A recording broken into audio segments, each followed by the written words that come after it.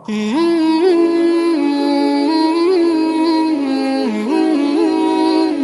کریم علیہ الصلاۃ والسلام کی حدیث ہے، فرمایا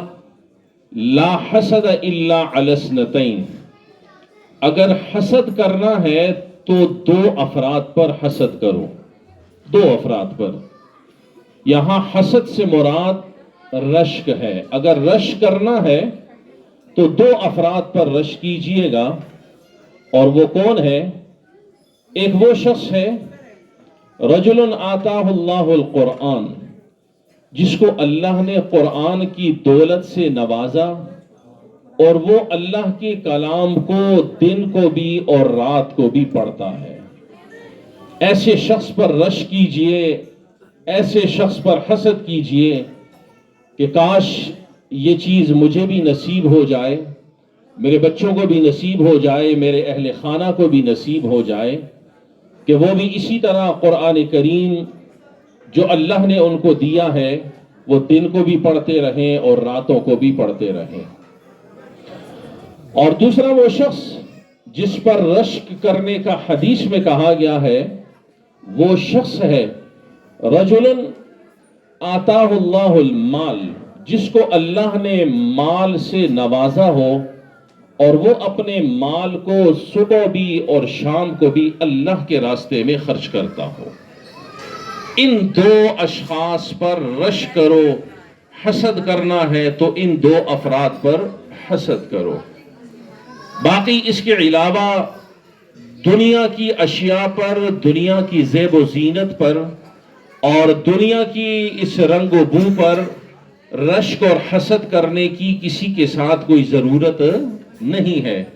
جو ان چیزوں میں پڑ جاتا ہے اپنے آپ کو انتہائی مشکلات اور پریشانی کے اندر مبتلا کر دیتا ہے۔ تو حدیث کی روح سے یہ دو افراد ہیں جن پر رشک کیا جاتا ہے، کہ جس کو اللہ نے قرآن کی دولت سے نوازا اور وہ اللہ کا کلام دن کو بھی پڑھتا ہے، رات کو بھی پڑھتا ہے، اللہ کو راضی کرتا ہے۔ اور دوسرا وہ شخص جس کو اللہ نے مال و دولت سے نوازا اور وہ اپنا مال و دولت دائیں بائیں فضولیات، خرافات، رسومات اور طرح طرح کے معاشرے کے اندر جو طریقے رائج ہو چکے ہیں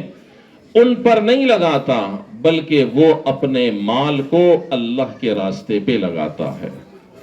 اللہ تعالیٰ ایسے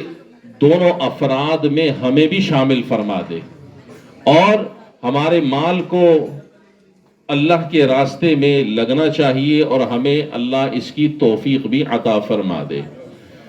اللہ کے حبیب صلی اللہ علیہ وسلم کی ایک اور حدیث مختصر سی، فرمایا کہ جس بچے نے قرآن کریم ناظرہ مکمل کیا، سنیے گا یہ والدین بڑے خوش قسمت ہوتے ہیں، قرآن کو جو ہم وقت نہیں دیتے اور قرآن کریم کو صرف عظمت کی نگاہ سے دیکھتے تو ضرور ہیں لیکن قریب لانے کے لیے تیار نہیں ہے۔ آقا کریم نے فرمایا جس بچے نے قرآن کریم ناظرہ مکمل کر لیا، اللہ اس کے والدین کے تمام صغیرہ گناہوں کو معاف فرما دیتے۔ بس ناظرہ کتنا ٹائم لگتا ہے، تمام صغیرہ گناہوں کو معاف کر دیتے ہیں۔ اور جس والدین کا بچہ اللہ کا کلام اپنے سینے میں محفوظ کر لیتا ہے، اس کے لیے فرمایا کل روز محشر قیامت کے دن اس بچے سے کہا جائے گا قرآن پڑھتا جا، قرآن پڑھتا جا۔ جیسے ہی وہ آیت ختم کرے گا اس کے والدین کا درجہ ایک بلند ہوتا چلا جائے گا، دوسری پڑھتا جائے گا والدین کا درجہ اور بلند، اسی طرح پورا قرآن کریم وہ پڑھتا جائے گا، والدین کی درجات کو اللہ بلند کرتے چلے جائیں گے۔ یہ ان والدین کے لیے اعزاز ہے۔ اور اس خود بچے کے لیے کیا پروٹوکول ہے اللہ کی طرف سے، اس کے لیے بھی تو کچھ انعام ہونا چاہیے۔ اس کا پروٹوکول بھی آقا کریم نے حدیث میں فرمایا کہ جو بچہ حفظ کر لے، قرآن کریم پڑھ لے، سینے میں محفوظ کر لے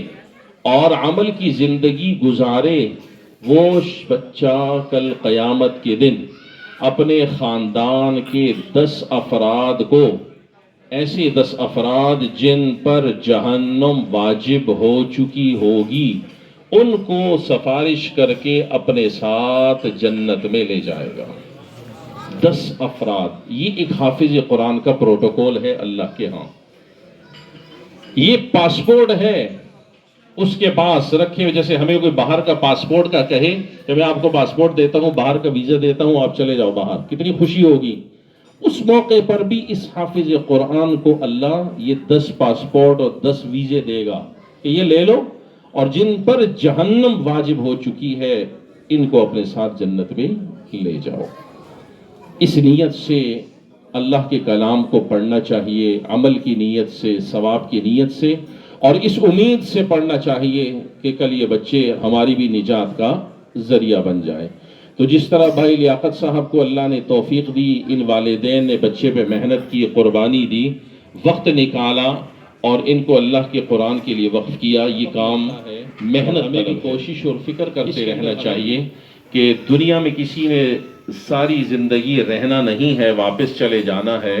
کیوں نہ ہمارے خاندان میں، گھر میں ایک بچہ حافظ قرآن اور عمل والا بن جائے تو دنیا میں ہم نہیں ہوں گے، کل قبر پہ آ کر پڑھ کے دعا کرے گا انشاءاللہ میرے اللہ کو بھی اس بچے کے پڑھنے پر رشک آئے گا، اور وہ کیسے اس بچے کے والدین کو عذاب میں مبتلا کرے گا، اس کے شان کریمی سے یہ بعید ہے. اس لیے میرے دوستو، اس موقع پر میں ایک بار پھر اپنے اس برادر محترم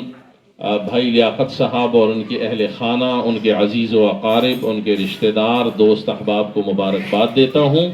اور بچے کے لیے دعا گو ہوں. اللہ کریم اس بچے کو ہم سب کے لیے صدقہ جاریہ فرمائے، اس کو عمل والی زندگی عطا فرمائے، اور اس کو مزید اپنے دین کے لیے قبول فرمائے. وآخر دعوانا ان الحمد للہ رب العالمین.